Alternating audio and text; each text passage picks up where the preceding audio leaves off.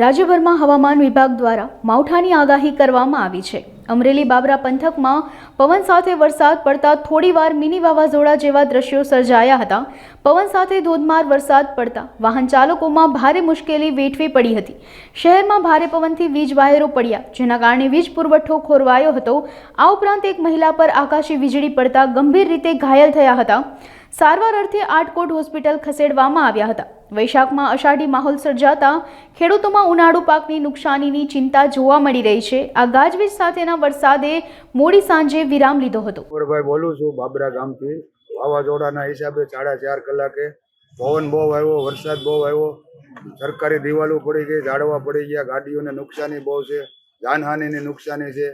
બહુ ભયંકર વાવાઝોડું હતું, બહુ નુકસાની પણ બહુ બાબરાની અંદર બહુ થઈ ગઈ અને થાંભલા પણ પડી ગયા, ઝાડવા પડી ગયા, ગાડીઓને નુકસાની બહુ થઈ છે। અમારી ગાડી પણ દબાઈ ગયું છે બહુ। મારું નામ રમઝાન ભગવાન છે।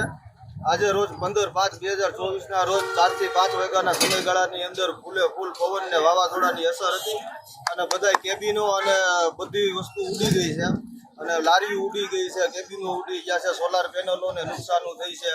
અમે અહીંયા સરદાર સર્કલની નજીક અમારી ગોલાની લારી છે, પછી આ પાણીપુરી વાળા છે, કોઈ પાનના ગલ્લા વાળા છે, કોઈ સોડા વાળા છે, બધાની બધી વસ્તુ ઉડી ગઈ। અમે બધા અહીંયા હાજરમાં હતા, બધા પોતાની જાન બચાવવા આટલું બધું મૂકીને વયા ગયા હતા અને પાછા આવ્યા તો બધું ભાંગી તૂટી ગયું હતું।